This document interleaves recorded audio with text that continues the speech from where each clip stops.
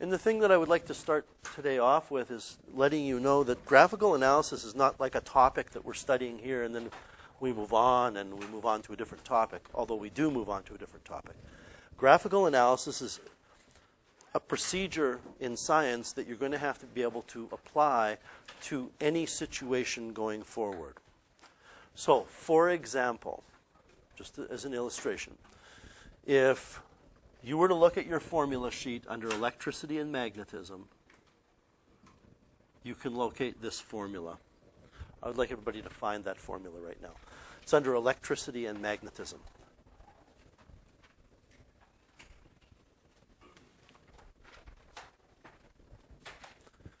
And we haven't studied magnetism yet, but this is a magnetic force formula. I don't really believe there's any need for you to write this down, although you can if you want as an extra example of graphical analysis. In this formula, this is a magnetic force.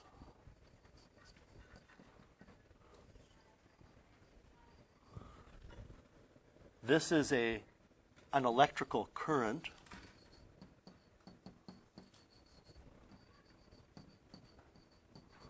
L is a length of wire.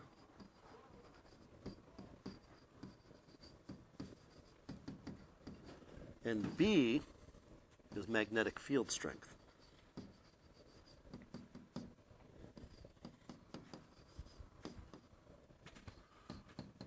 And I'm not putting this up here to teach you.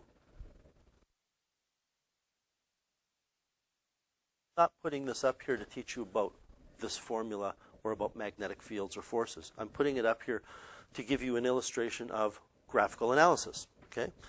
And I realize when you look at that formula on your formula sheet, there are other embellishments made to it. There's a perpendicular symbol, I believe, on the B or the L. There may be absolute value signs or vector symbols somewhere. I don't care about that. So if you design an experiment where we have a 40 centimeter length of wire,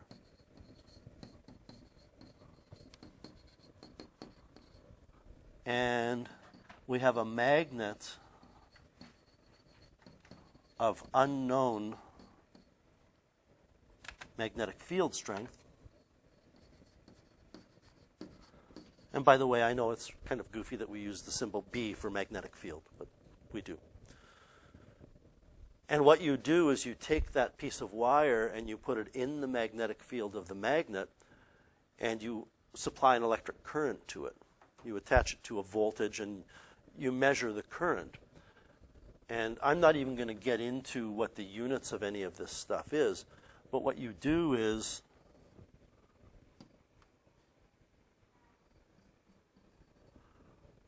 you choose a current and you measure the corresponding force. So the current is the manipulated variable, and Fm is the magnetic force. It's the responding variable.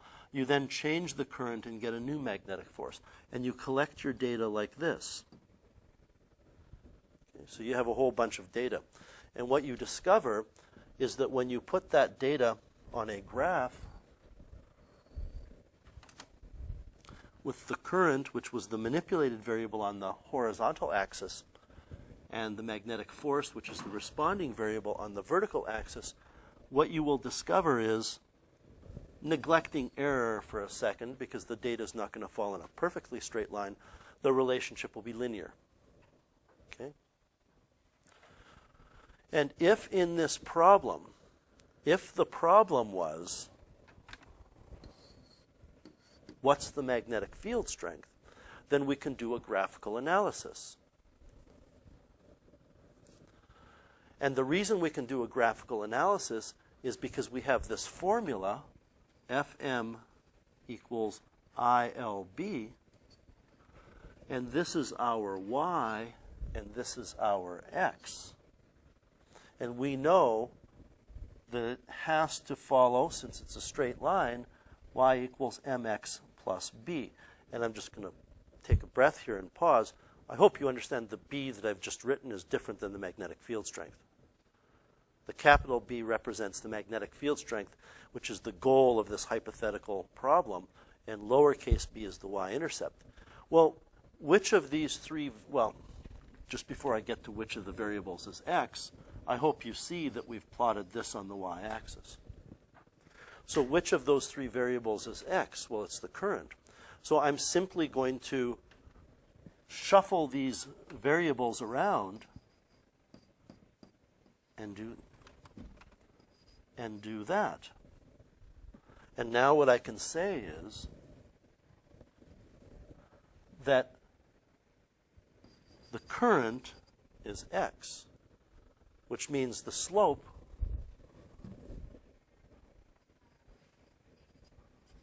is LB. So what you're literally doing is you're comparing the physical equation. I better write it this way. You're comparing the physical equation to the mathematical equation of the line. So all you would need to do to find the magnetic field strength would be to take 2 points on this line, find the slope, and set the slope equal to LB. And L was given in the question. It's 40 centimeters. So you'd put 0.4 meters in.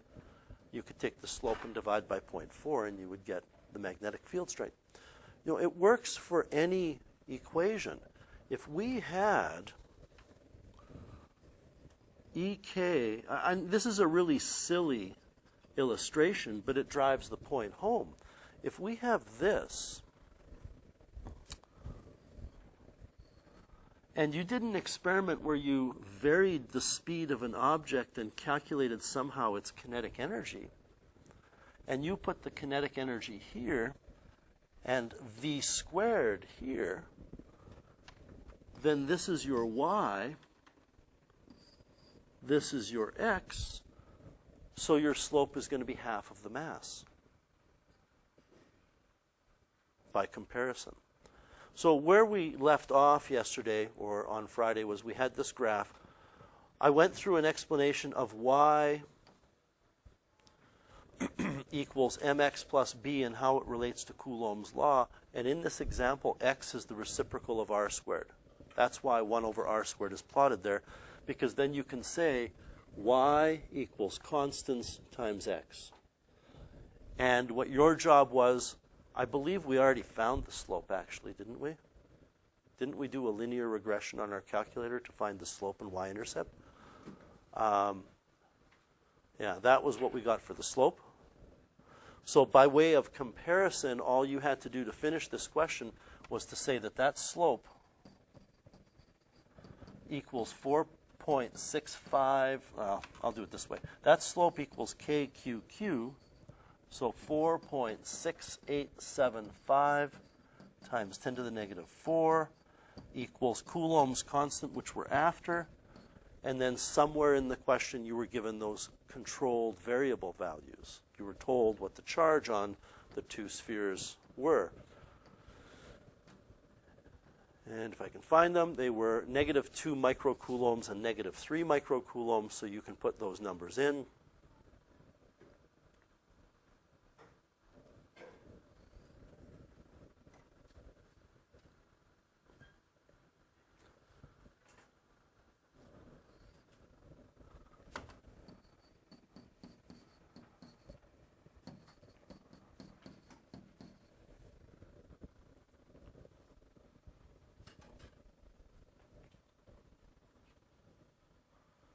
And get what I'm going to estimate to be 7 point something or 8 point something times 10 to the 9.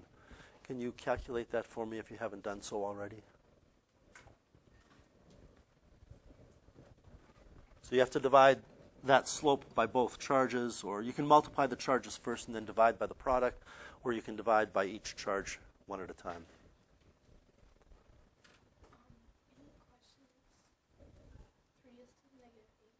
Oh, I was kind of looking at those numbers and how we were going to get 9 for an exponent.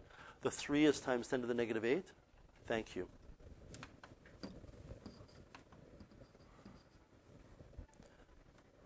The number should still be 7 point something or 8 point something. What is it you get? 7.8, and it's times 10 to the 9. Okay, so it's in the right order of magnitude.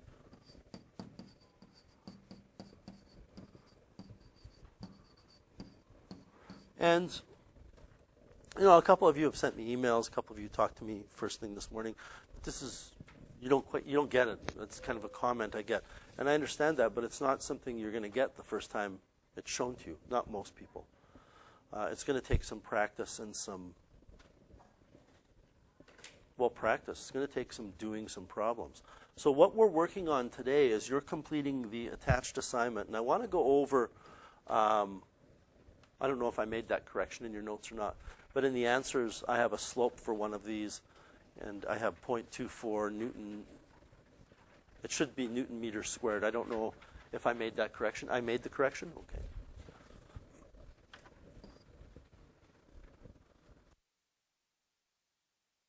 You also have that written response, which is due tomorrow.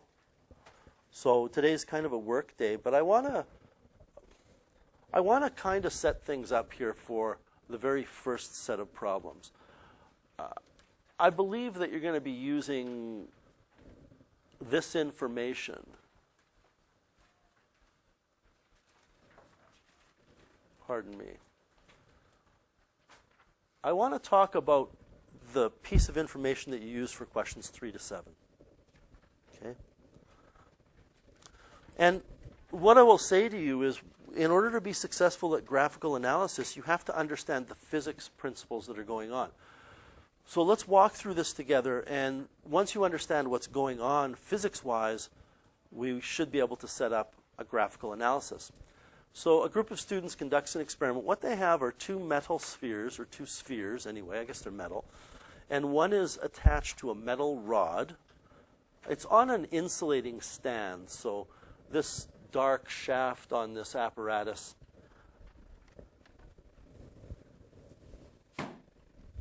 this is probably made of wood so that that sphere is able to hang on to a charge without being grounded. And the same goes for the bottom piece. So these are both on wooden stands or supports. And the whole thing is put on a scale, and the scale is calibrated to measure newtons. Okay? I need you to understand something here. I better just make sure that it is. I'm pretty sure it is. That if the scale were calibrated to measure grams, then in order to measure the force, you would take that mass, convert it to kilograms, and multiply by 9.81. And that would be an equivalent force. So what the student does is, one of the spheres is charged by rubbing it with a piece of rabbit fear, and then it's momentarily touched to the second sphere and removed. And what that tells you is that the two spheres are equally charged at this point in time. So during the remainder of the experiment, the students were not grounding or touching or messing around with the charges on the spheres. So what, and this is tricky because you don't know either charge, but whatever the charge on sphere 1 and sphere 2 are, those are controlled variables. They don't change throughout the experiment. Okay? And then what they do is they put this top sphere a particular distance away from the bottom sphere, so they're going to be repelled, right? And because they're repelled, this bottom sphere pushes down on the scale, and the scale has a reading. Okay? But let's read this very carefully. One of the spheres is placed on a scale that's calibrated to measure the downward force in newtons, and then the second one is held directly above it. Nowhere in this question, everybody, and this is subtle, but you need to know, and you need to focus up here, please. So that means you're not on your phones, you're not on your watches, you're paying attention to what's going on up here, please. Because it doesn't say that this scale is zeroed, you know what I mean by zeroed? There's a button on the scale that before you put anything on it, you'd hit 0. Or after you put something on it, you'd hit 0. Because it doesn't say that it's zeroed, then that means that even once we put this on here, it's going to have a reading.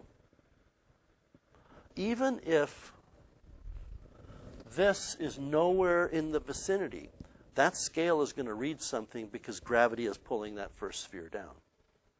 So there's already a force that's being measured. And what they do is they vary the distance between the spheres, and they measure the force by looking at the scale, and then they plot a graph. Okay. So when you take a look at this graph, Does this graph go through the origin? Okay, I would like you to take a second and look at the axes, particularly the vertical, and explain to me the physical reason why this graph does not go through the origin. It's not a fluke. It's not an experimental error. There's a reason it doesn't. Yeah. Because the scale isn't zeroed. So this y-intercept, excellent. This y-intercept is actually the force of gravity acting on that first sphere. It's reading something before the experiment has even begun. And what that means is that this force is really the sum of these two forces. Gravity is pulling that bottom sphere stand down, so it's reading something on the scale. And electricity is pushing that bottom sphere stand away from the top one, so it's reading even more.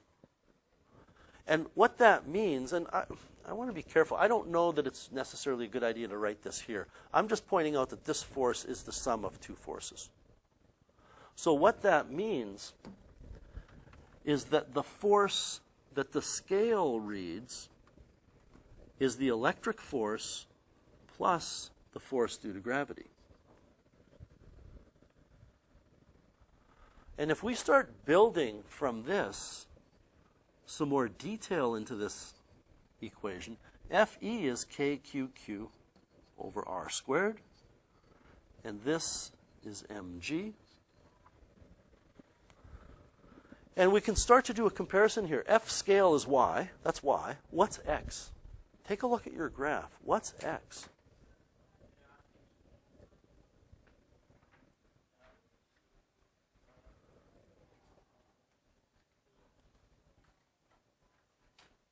Is x r?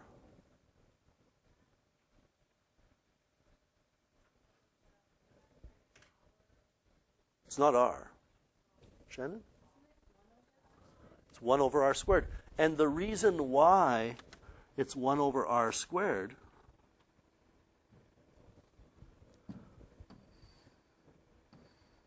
is because that will allow us to have an equation of the form y equals slope times x plus y-intercept. And I didn't go into as much detail as I could have last week. When you have a line mathematically, the slope is constant. I mean, I know that's probably obvious, but the slope is constant. The y-intercept is constant. And in this experiment, I'm going to come back to that in just a second. If this is y and this is x, then this slope, which is constant, is equal to these constants. K, Q, and Q do not change in the experiment. This, and I apologize for the hot pink color here, this is the y-intercept. So, first of all, if you're going to answer a lot of these questions from 3 to 7, you're going to need to know what that equation is. You're going to need to have an equation that has y equals the slope times x plus b, and you can use your graphing calculator to do so. I'm not going to do that with you right now. But the important point is, if some question in this series of questions says, what is Coulomb's constant, you're going to take that numerical value of the slope that you get, set it equal to kqq, and put the charges in. I have a feeling, though, that somewhere it's going to say, what is the charge on each object? Is that one of the questions?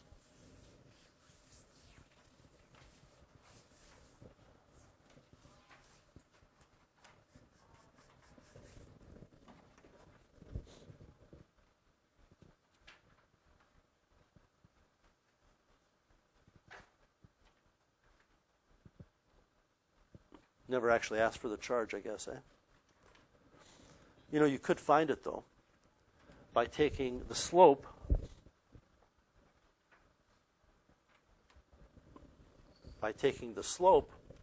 whatever that slope is,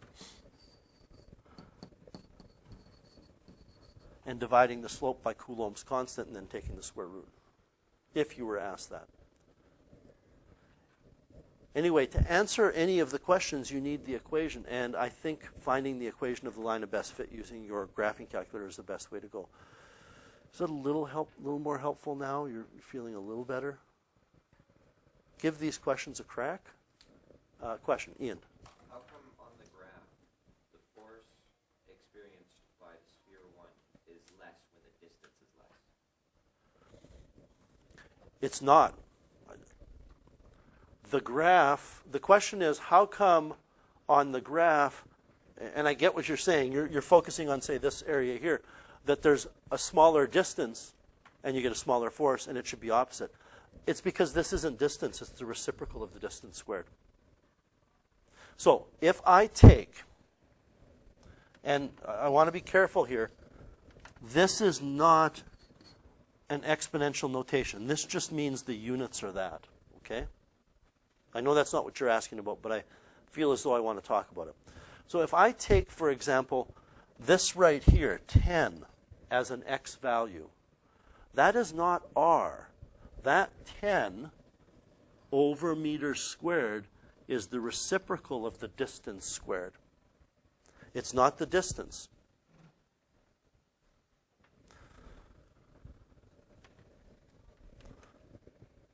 The distance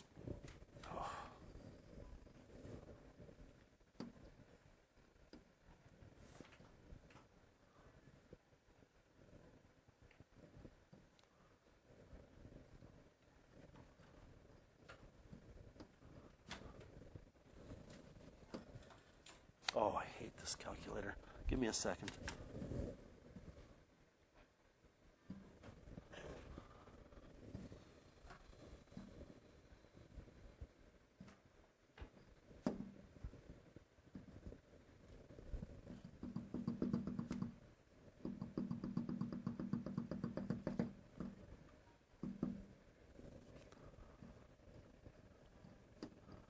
Don't worry about how I got this number. If I told you that that was a distance, okay, so you conduct this experiment, and I think what Ian is asking about is very important here, because that 1 over r squared thing is slippery. You conduct this experiment, and you use a distance of 0.316 meters, and you measure the force to be 1.6 newtons. Okay?